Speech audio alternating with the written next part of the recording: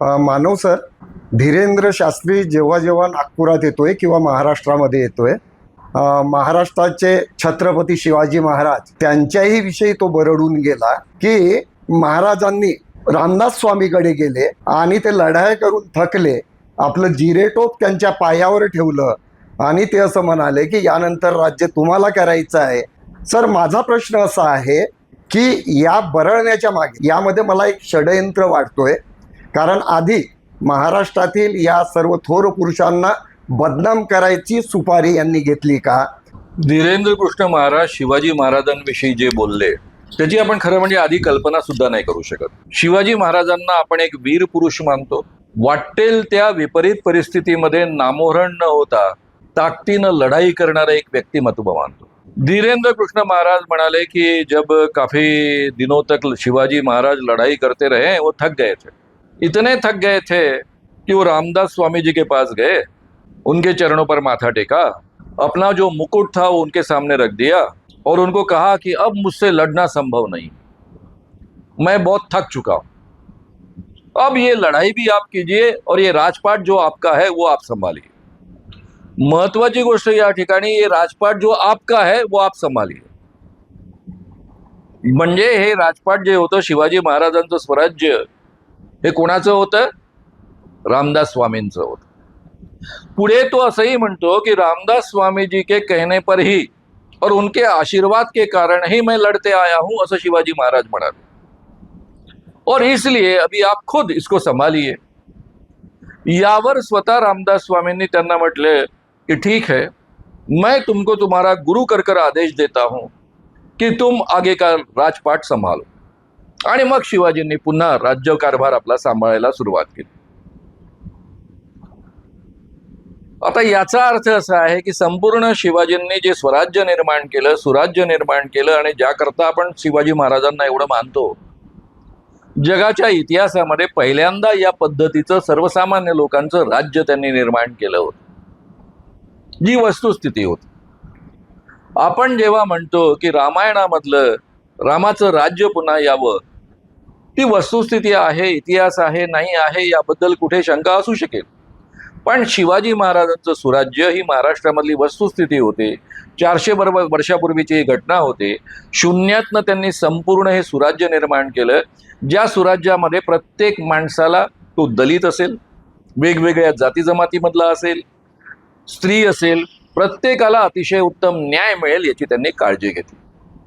आणि असं सुंदर सुराज्य निर्माण करणाऱ्या शिवाजी महाराजांबद्दल तो म्हणतो आहे धीरेंद्र कृष्ण महाराज की हे सगळं रामदास स्वामींच्या आदेशामुळे आणि कृपेमुळे त्यांना निर्माण करता आलं.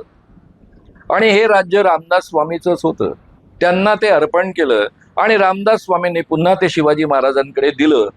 म्हणजे जे काही आहे करता करविता रामदास स्वामी आहे आणि शिवाजी महाराज केवळ निमित्त मात्र आहे, कळसूत्री बाहुली आहे आणि त्या पद्धतीनं ते वागून त्यांनी हे सुराज्य निर्माण केलेलं आहे.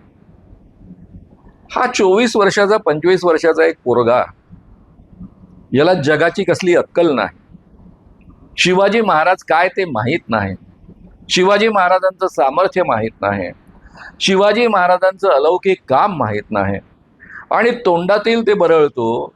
याचं एकमात्र कारण आहे की त्याला संपूर्ण देशामधल्या बीजेपी वाल्यांनी चढवून ठेवलेलं आहे. आपण रामायणातली एक कथा वाचून त्याचं कथावाचक म्हणून लोकांपर्यंत ते पोचवतो, याच्याकरता काही फार मोठी अक्कल नाही लागत. रामायण वाचण्याकरता जेवढी अक्कल लागते तेवढीच, आणि सांगण्याकरता तोंडातनं बरळणं एवढीच, याच्या पलीकडे काही फार मोठी अक्कल लागत नाही. शिवाजी महाराजांविषयी महाराष्ट्रामध्ये सुरुवातीपासून गो ब्राह्मण प्रतिपालक अशी त्यांची प्रतिमा निर्माण करण्याचा पद्धतशीर प्रयत्न झालेला आहे. त्यामध्येच रामदास स्वामी त्यांचे गुरु आहे या पद्धतीनं संपूर्ण आख्यायिका निर्माण करण्यात आलेला आहे. आणि यामध्ये मोठमोठ्या स्वतःला म्हणवणाऱ्या इतिहासकारांचा वाटा राहिलेला आहे. लहानपणापासून मी शिवाजी ऐकत आलेलो आहे, त्यावर भाषणं देत आलेलो आहे. बम पुरंदरे असतील, विद्या वाचस्पती विष्णुजी क्षीरसागर असतील, या सगळ्यांची 10-10 दिवसांची भाषणं या विषयावरची ऐकलेली आहे. एक विजय देसाई नावाचे गृहस्थ असायचे, तेही शिवपुराण सांगायचे, त्यांचंही ऐकलेलं आहे. आणि त्यामध्ये गो ब्राह्मण प्रतिपालक या पद्धतीचा शिवाजी, जो ब्राह्मणांच्या आदेशाच्या आधारावर आपला राज्यकारभार चालवायचा या पद्धतीचा एक राजा होता असं चित्र निर्माण केलेलं होतं. पुढे इतिहासकारांनी हे लक्षात आणून दिलं की शिवाजी महाराज आणि रामदास स्वामी यांची आयुष्यात कधी भेटही झालेली नाही. गुरु असणं तर दूरच राहिलं, त्यांची आज्ञा तर दूरच राहिली, त्यांचं मार्गदर्शन तर दूरच राहिलं, पण या दोघांची कधी आयुष्यामध्ये भेटही झालेली नाही. हे रामदास स्वामी शिवाजी महाराजांचे गुरु हे केवळ या महाराष्ट्रामधल्या ब्राह्मणांनी स्वतःचं वर्ण श्रेष्ठत्व सिद्ध करण्यासाठी योजलेलं एक षडयंत्र होतं. हे जेव्हा महाराष्ट्राच्या लक्षात आलं तेव्हा महाराष्ट्रामध्ये तीव्र प्रतिक्रिया उमटल्या आणि आज कोणीही रामदास स्वामी हे शिवाजींचे गुरु होते असं म्हणण्याची हिंमत करत नाही.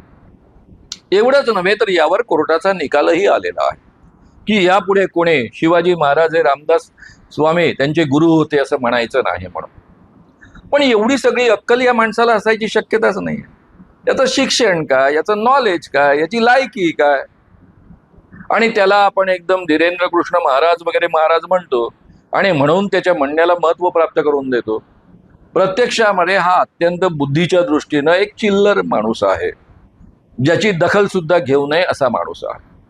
माझ्या दृष्टीनं जास्त गंभीर मुद्दा काय आहे की RSSचे प्रमुख भागवत त्या ठिकाणी बसले होते, माझे मित्र नितीन गडकरी त्या ठिकाणी बसलेले होते, केंद्रीय मंत्री त्या ठिकाणी, आपल्या महाराष्ट्राचे मुख्यमंत्री देवेंद्र फडणवीस बसलेले होते, आणि त्या सगळ्यांसमोर या पद्धतीनं तो बोललेला असताना सुद्धा या तिघांपैकी एकानेही उभं राहून हे सगळं खोटं आहे असं सांगितलं नाही. हा महाराष्ट्राचा खऱ्या अर्थानं अपमान आहे.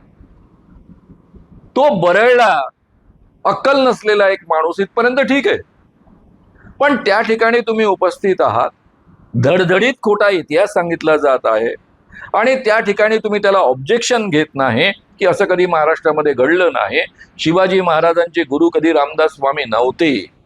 दुसरे एक कोश्यारी नावाचे यांचे RSSचेच महाराष्ट्राचे जे राज्यपाल होऊन गेले तेही या पद्धतीनं एकदा बरळले होते की शिवाजी जे काही आहे ते केवळ रामदास स्वामींमुळे आहे, रामदास स्वामींच्या कृपेमुळे शिवाजी महाराज घडले. पुन्हा हे धादांत असत्य त्यांनी त्यावेळेस मांडलं होतं. त्यावर महाराष्ट्रभर प्रतिक्रिया निर्माण झाली होती. किमान कोश्यारी यांना थोडी बहुत अक्कल आहे, थोडं बहुत इतिहासाचं ज्ञान आहे, त्यांनी थोडा बहुत अभ्यास केला असावा असं म्हणण्यासाठी जागा तरी असावी होती, पण या माणसाला तर तेही नाही. त्यामुळे मला धीरेंद्र कृष्ण महाराज जे काही बरळले त्याबद्दल, त्यांच्याबद्दल लोक जे काही संताप व्यक्त करता आहेत तो योग्य आहे, त्या पद्धतीनं त्यांना धडा शिकवायलाच हवा.